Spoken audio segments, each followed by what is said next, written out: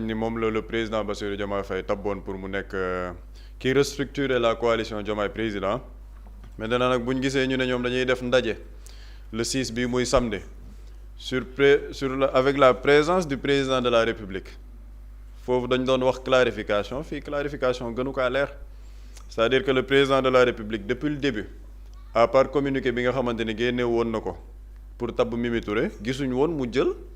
benn parti wala benn ndogal jëm ci lépp luy jëm ci coalition Diomaye président mais s'il se déplace pour assister ci assemblée générale bi te nee nañ assemblée générale bi ci la ñuy defal matérialisation des textes de la coalition ci la ñuy def nomination yi par rapport ak nit ñi ku ci nekk yow ban fonction ngay am ci coalition bi donc c'est une rentrée politique pour le président de la République maintenant nag nan lañ ci war a taxawee seetlu mooy semaine dernière dañu ne le président dafa dajale waa PASTEF invité leen ndogu wax leen ni moom ba léegi mu ngi biir PASTEF il est toujours militant de PASTEF te gis nañ PASTEF ñoom taxawaay bi ñu am avec la coalition Diomaye président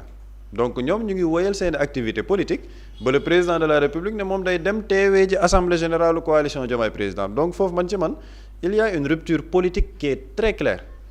et il va falloir que nit ñi ñu consommer ko noonu ñun dàgg nañ toog ci plateau bi di wax ne on est en démocratie ku mu neex am say ambition personnelle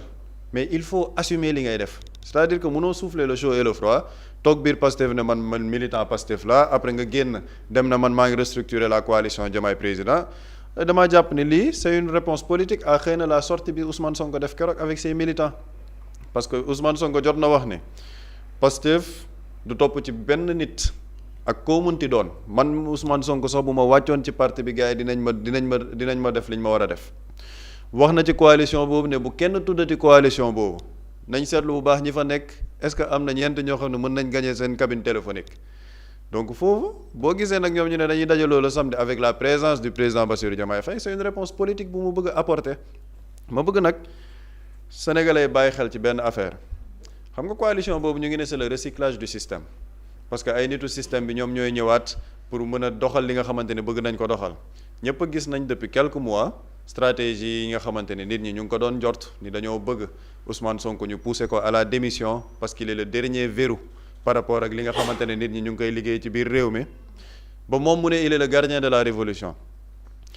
ndaje boobu noonu avec la présence du président Bassirou Diomaye Faye c'est la matérialisation du système bi nga xamante ne bëgg na duggaat ci politique nit ñi nañ ci bàyyi xel bu baax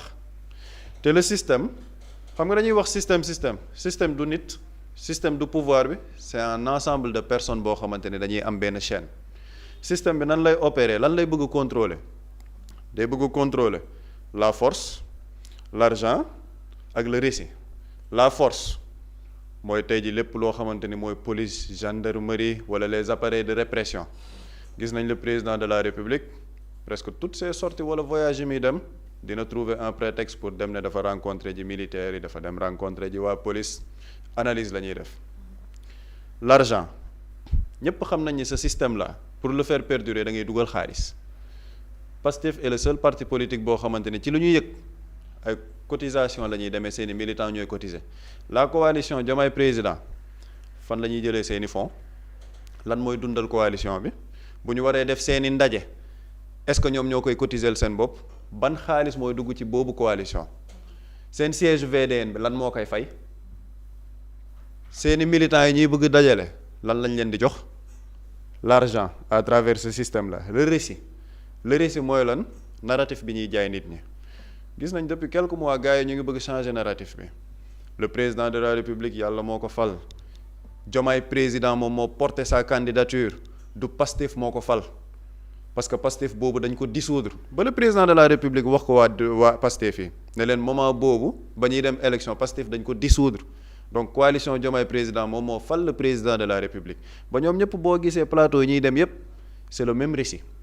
dañu naan Diomaye président moo ko fal parce que ñoom ñëw nañ cotiser ñëw nañ jàpp ci Mimi Touré indi na basam maître Moussa Diop indi na basam keneen ak keneen yokk na et Pastef bu demee woon boppam kon du demee noonu donc c'est la coalition Diomaye président moom moo fal le président de la République mooy les trois choses leviers yi ñuy utiliser pour mën a dugg ci xelu nit ñi le pouvoir mooy la force l'argent et le récit loolu Diomaye président la ñu dugg ci Pastef bu fekkee ne dañoo bëgg neutraliser les Sénégalais wala neutraliser nit ñi nga xamante ni bëgg nañ xalaat wala di insurger contre ce pouvoir 3 leviers encore la ñuy ñëwaat dañuy bëgg diviser bëgg effrayer après bëgg buñ la diviser ba pare effrayer la dañuy bëgg dootoo leen dajaloo pour mën a def benn mouvement collectif pour dal ci kaw nguur gi diviser bi mooy li ñu nekk di def le président de la république il reçoit waa Pastef ne leen man Pastef laa bokk ba léegi mais maa ngi Diomaye président et cette division on l'a vu au sein de Pastef am na ñoo xamante ne nanguwuñ jël position ba ñu naan kii tu es pro Diomaye wala pro Sonko affaire boobu dugg na am ñoo xamante ni dañuy laam-laame ndax dinañ wax new ils appartiennent à Pastef ba tey ji bépp leader buy dem plateau gis naa keroog Amadou Ba ils sont obligés de dire que ñoom Pastef la ñu bokk il y a cette stratégie de division ci biir pour pouvoir neutraliser le camp de Pastef effrayer lan moo tax ñuy bëgg effrayer le système lu tax ñuy bëgg effrayer parce que dañuy bañ nit ki am audace wax parce que le tout puissant président il a le décret moom moo mën a jël yenn fal yi moom moo la mën a dégommer boo waxee loo xam ne arrangé wu ko rek ñu jël ndogal ci saasi pour noppiloo ñeneen ñi bëgg a wax le cas Bassirou Kébé il est sorti pour dire des choses par rapport à la justice rappeler le président de la République ses engagements ci reddition des comptes Pastef ni seen programme lii wëg lii moo leen fal dañ ko dàq ci saasi le cas Salimata Dieng quel est l'objectif derrière effrayer mooy ñi am audace di wax xaaral ma dégommer ay tête nga xam ne ñeneen ñëpp dañuy noppi ban objectif lañ ci am bu ñu diviser ñëpp tiital ñëpp dernier objectif bi c'est la population mooy lan fatiguer la population ci nan population yi am dégoût ci politique ne ñun ak coono bi ñu daj ci politique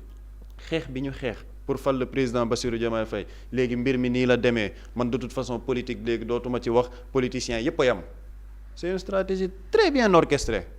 dañuy diviser nit ñi effrayer ñenn ñi fatiguer la population quel est l'objectif derrière bu population bi ne ñun de moom vraiment sonn nañ ci politique découragé nañ système bi gën a am doole pour mën a ñëwaat taxaw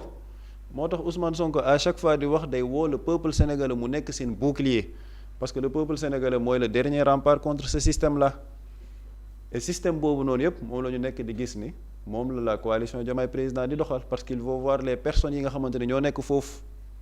donc rencontre bii nii ñuy def samedi c'est une rencontre na ko nit ñi xam du système bi nga xam ne bëgg nañ jaay sénégalais narratif bu bees bëgg nañ décourager sénégalais yi bëgg nañ leen dégoûter ci politique pour faire revenir ce système de manière progressive décrédibiliser le Pastef décrédibiliser son leader c'est ça l'objectif ultime de ce système à travers la coalition Diomaye président léegi nag militants yi ñoom ñooy xool ni ñuy taxawee mooy li ma Pastef seen parti bopp la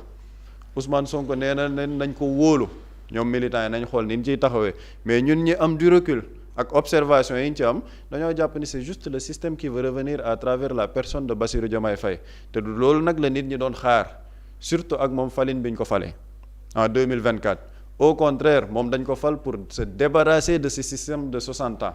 donc bu ñu gisee nag moom au bout de 2 ans de pouvoir mu ñëwaat di lëkkaloo avec ce système pour ñu dellu si waat ci nguur gi c'est les Sénégalais qui feront face ak souveraineté bi nga xamante ni moom la leen constitution bi may.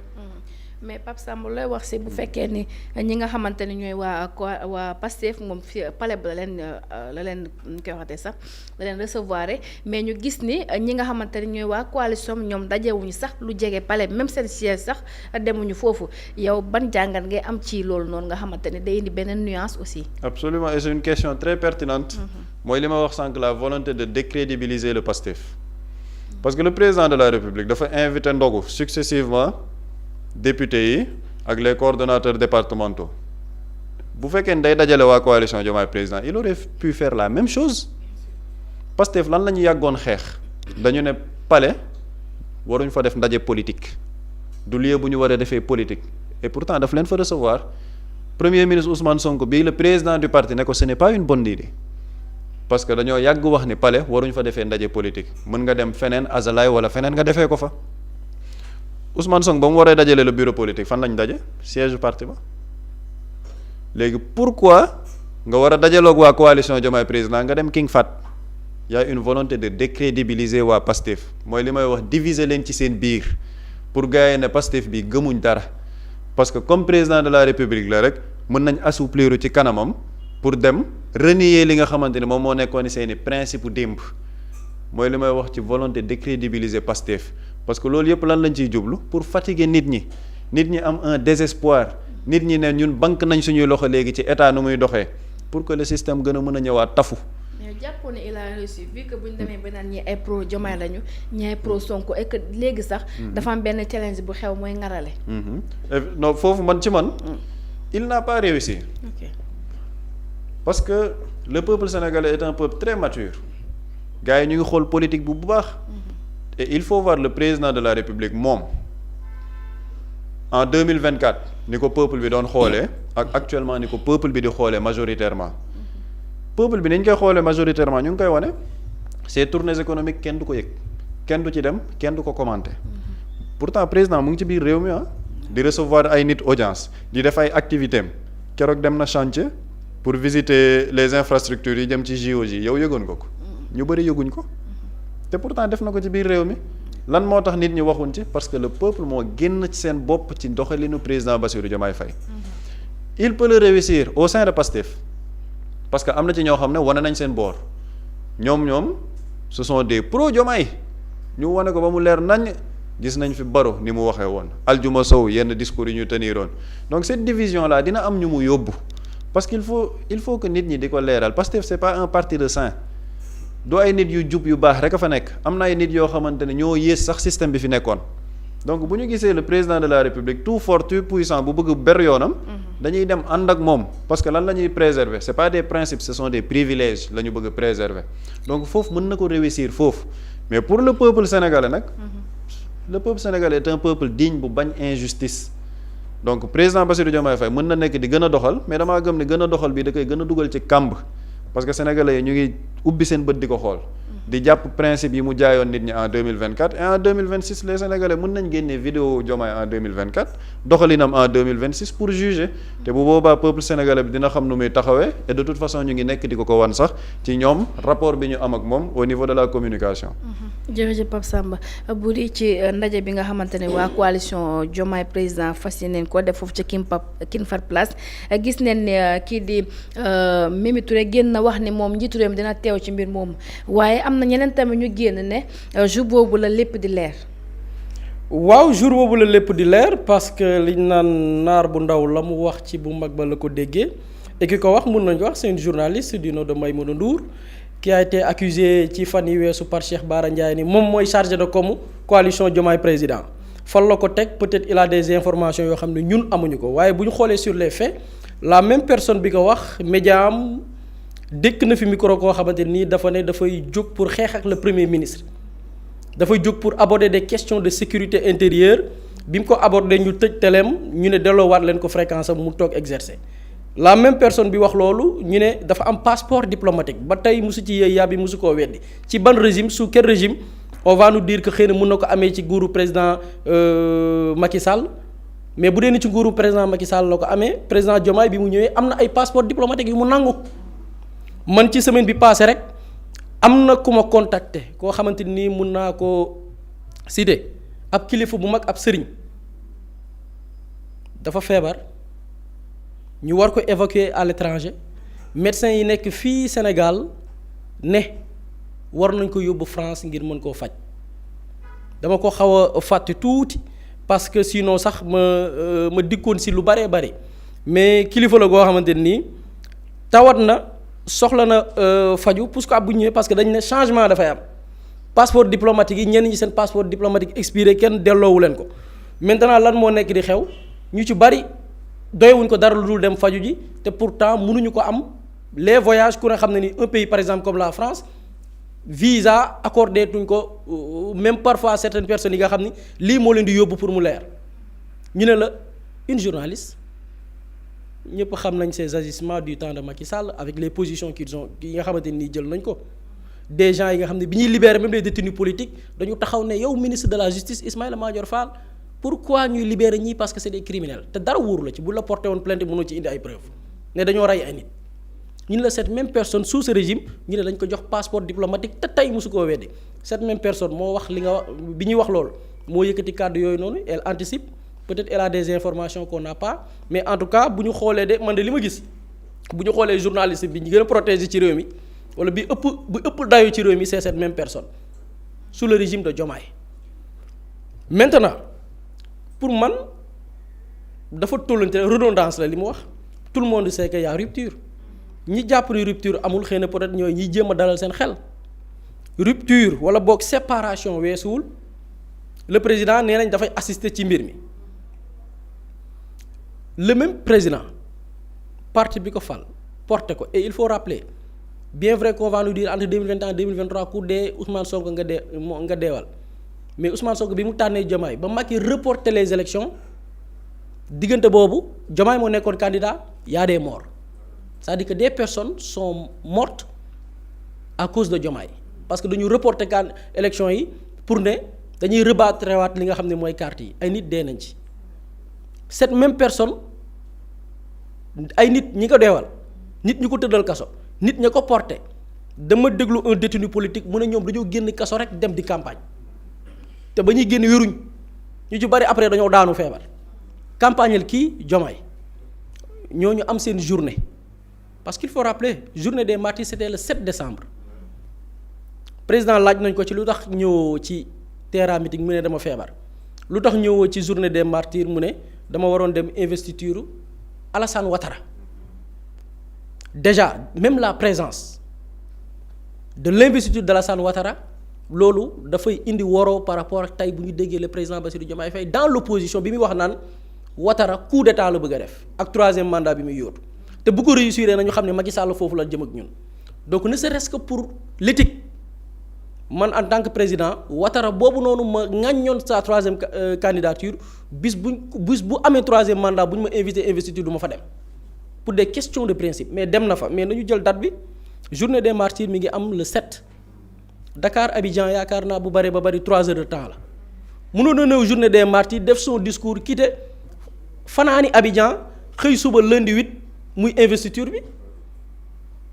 mais on a vu que le président a décidé de boycotter toutes les activités de son parti bi mu wax ni fa la bokk boycotté par ñàkk dellu si ci parti bi au sein du bureau exécutif ñu waxtaanee nañu yoree réew mi tëggu ko ci idéologie parti bi boycotté par rapport à des événements phares benn bi mun nañ ko comprendre nee na dafa feebaroon ku feebar mënul ànd ak dem daje mais lu doy ni la journée des martyrs le président Diomaye pouvait rater n'importe quel rendez-vous ba mu des boobu parce que boobu c'était symbolique. Pourquoi c'était symbolique même Ousmane Sonko bi mu ñëwee ci jour boobu noonu dafa ñëw dugg ci foule bi toog fa au même titre que toutes les autres victimes moom personne en tant que victime moom tamit c'était très symbolique ce jour-là ñëw fa pour l'investiture deux gars boo xam ni il a fait un coup d'état constitutionnel à savoir Alassane Ouattara foofu la rupture léegi imagineel nit kooku tey pourtant suba nee nañ dina dem assister ci li nga xam ne mooy coalition boo xamante ni Pape Samba l'a bien souligné pour qui une coalition composée de quel type de personnes des personnes du système man mun naa la limal ñett. recyclage bi jëlal Mimi Touré mi koy coordonné ba tey ji ñuy waxee ne rapport a ko tudd indiwuñ ci ay leeral fii Sénégal tudd nañ fi ab ministre ci ay mbir dafa démissionné ngir dem ci yoon leeral. est-ce que dossier Mimi Touré dina mujj fenn xëy na ñu rafet ci njort kan moo ne ci dossier bi démb dégg ngeen ku ñu wooyee maître Moussa Diop des gens qui sont dans la coalition Diomaye président kaddu fu mu gën a ñaawee gën a bonee ñu jël ko jëmale ko ci Pastef ak ña ca bokk ak seen président ak d'autres membres cette même personne lu ñu koy tudd fan yi maa ngi tudd Dakar dem dikk terrain ba ñu jël jox ko ki nga xamante ni ñooy waa APR kan moo ko def maître Moussa Diop la bi mu nekkee directeur Dakar dem dikk rapport boo xam ni moo ko tudd ñenn ñoo ne ci coalition bi Samba Ndiaye rapport du ko tudd ci wàllu gestion président tabb ko premier ministre ne du ci dal parce que kii c'est un homme du système rapport daf ko épinglé PCA SNHLM lañ ko naroon def ba tey Macky bàyyi fa koo xam ne Macky Sall moo ko fa parce que damay téye fi ma téye Samba Ndiaye dafay falu par force c'est ça la rupture est actée lii on n'a pas besoin benn journaliste toog naan bis à partir de jour boobu ŋareel du am kan moo fi ŋarale ku ŋarale boo nee ŋarale da ngay leeral kan moo nekk di ŋarale jamono ji donc nit nag am na droit ŋarale mais les Sénégalais ñoo ngi yor seen bët di seetaan li ci des nag pour man c'est une question de décence c'est une question d'éthique, c'est une question de redevabilité parce que sénégalais mun na baal nit lu nekk ba mu des doxalin woo xamante nii dafay nduru leneen sénégalais bëggul fëkk jëf sénégalais bëggul jaay doole sénégalais bëggul manque de reconnaissance man bu ma jëlee la démarche du président j'ai l'impression que tey il est dans sa logique certes parce que logique am mooy nangootul kilifteefu ki jiite parti bi mu ne fa la bokk ba tey parti dafa am discipline nangootul kilifteef boobu noonu nangul kilifteef boobu noonu il cherche une base politique léegi nag pour man il n'a qu'à assumer parce que man li may jàng ci démarche am mooy du ma bàyyi parti bi mais dinaa xaar ba ñu dàq ma peut-être ces conseils loolu lañ ko digal di nga ci mën a am benn gain mais ce n'est pas des démarches ne sont pas les mêmes de xam Pastef nee na dinañ jël ay mesures par rapport ak ay nit yi nekk ci biir parti bi jël beneen ligne bu bokkul ak parti bi dinañ leen dàq le président loolu lay xaar